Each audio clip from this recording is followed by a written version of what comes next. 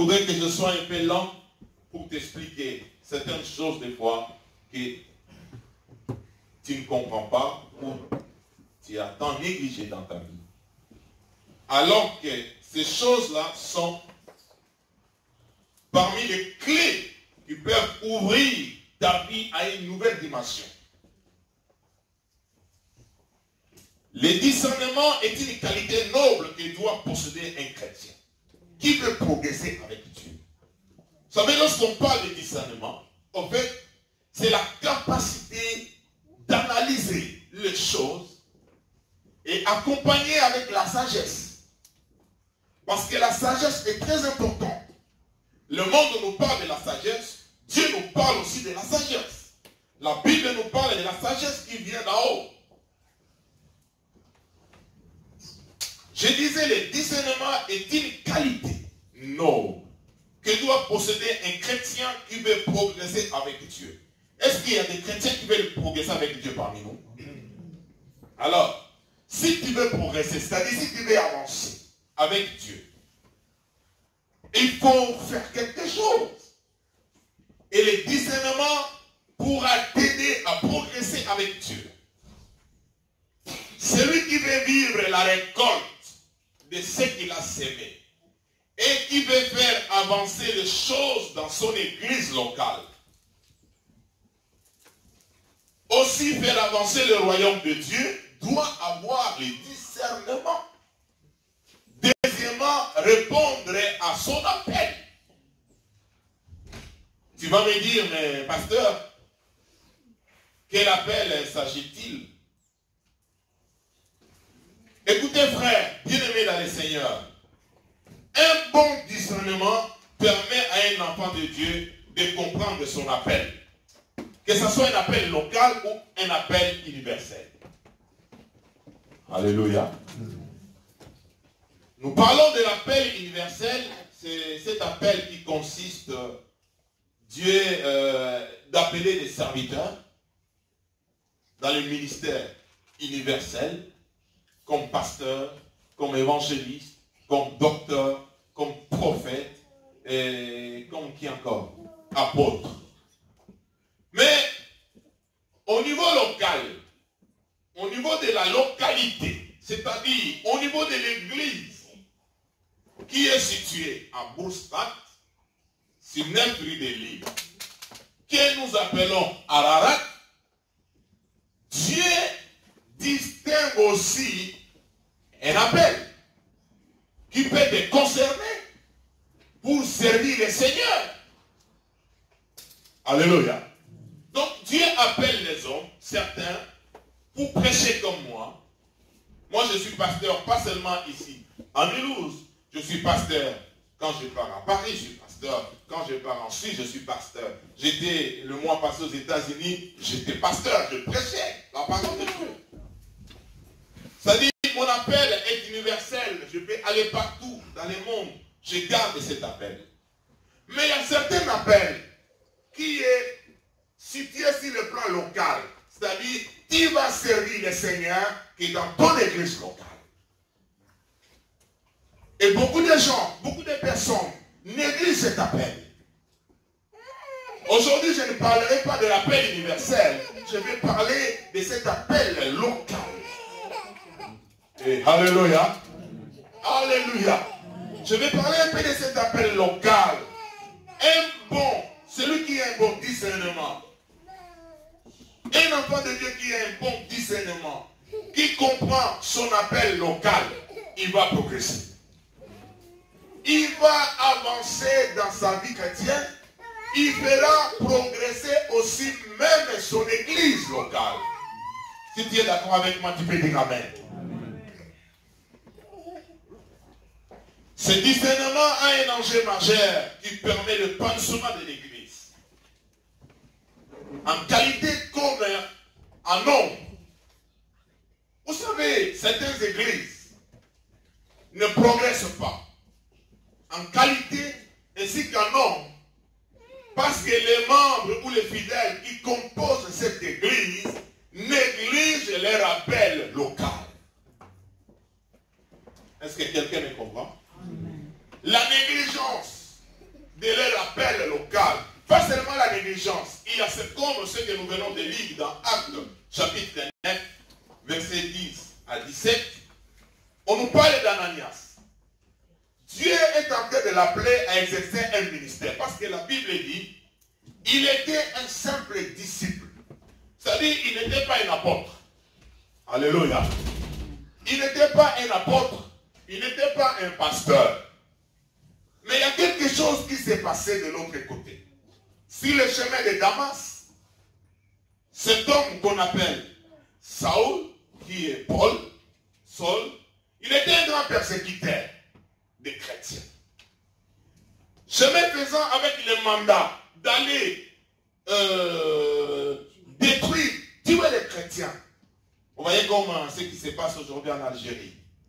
Les églises sont fermées, les chrétiens sont arrêtés.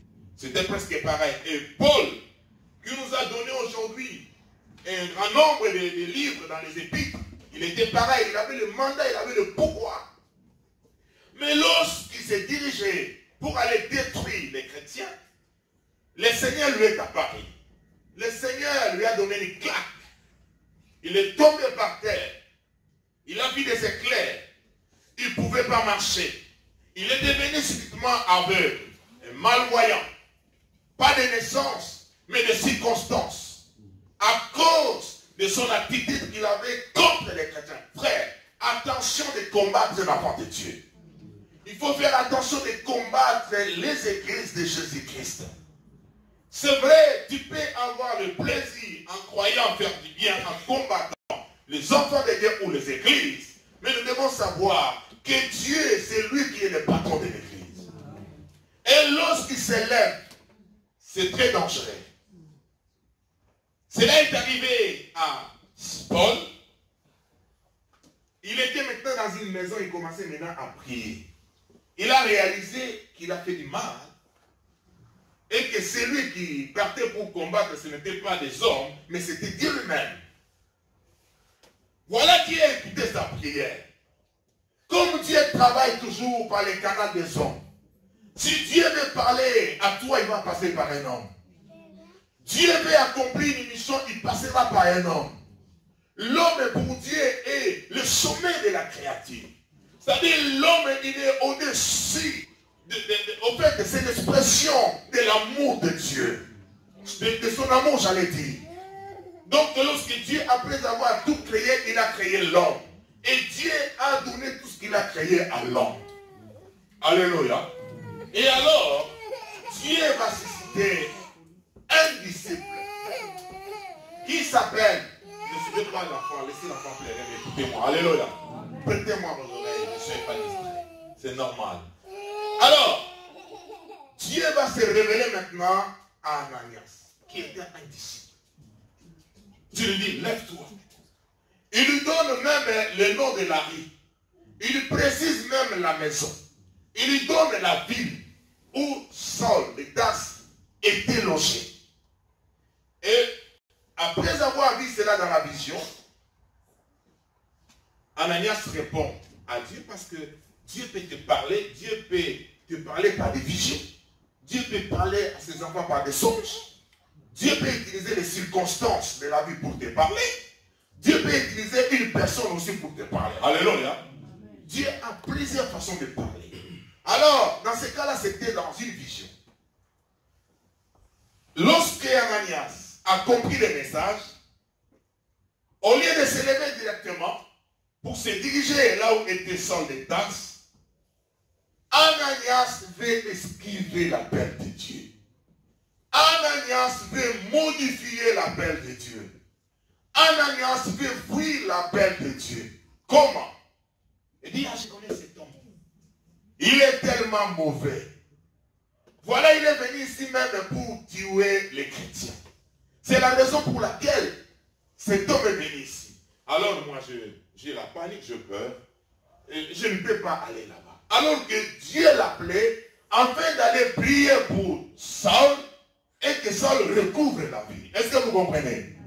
Frère, bien-aimé dans le Seigneur, ne fuis pas ton appel. N'esquive pas l'appel de Dieu. Dieu t'appelle aujourd'hui à faire quelque chose pour lui. Dans une église où les chrétiens ont esquivé le rappel, cette église n'avance pas. C'est une église où il n'y a que des touristes. Vous venez, vous dansez, vous chantez et vous retournez chez vous. Non. L'église, un enfant de Dieu qui a fait 6 mois avec Jésus, il doit faire quelque chose dans son église locale. Et alléluia. Amen. Frère, tu as fait 2 ans avec Jésus. Tu es membre de cette église. Quand on te demande qu'est-ce que tu fais dans ton église, absolument rien. Frère, j'ai même honte. Honte. Et je sens comme si j'ai échoué dans mon appel et dans mon ministère. Je serai dans la joie quand tous les membres de mon église se lèveront pour faire quelque chose dans l'église. Alléluia. Alléluia. C'est à ce moment-là, parce que quand il ne fait rien, tu es en train de bloquer ma bénédiction. Quand il ne fait rien, tu es en train de bloquer la bénédiction de l'église. Quand il ne fait rien, tu es en train de bloquer la bénédiction de celui qui est à côté de toi. Parce que Dieu utilise toujours l'homme pour faire passer son message et sa bénédiction. Quand tu vas te lever pour faire quelque chose à l'église, Dieu va bénir cette église. Je suis fort convaincu que la bénédiction de cette église est entre tes mains. Pas dans tes poches, mais dans les services que tu peux rendre pour la gloire de Dieu. Je ne te demande pas de prendre le micro et de commencer à prêcher. Ça sera difficile peut-être pour toi. Peut-être dans 2 ans, dans 5 ans, dans 10 ans. Mais il y a des choses que tu peux faire ici qui peuvent apporter la bénédiction parmi nous. Vous êtes d'accord avec moi? Écoutez frère, lorsque nous agissons ainsi, nous bloquons notre épanouissement. Et quand tu refuses de faire quelque chose dans ton église locale, même ton épanouissement est bloqué. Tu remarqueras même dans la vie chrétienne que tu ne progresses pas. Frère, la vie chrétienne, lorsque on devient un enfant de Dieu, on s'est converti, on est devenu enfant de Dieu chrétien, c'est comme un bébé qui vient de naître. Un bébé doit grandir.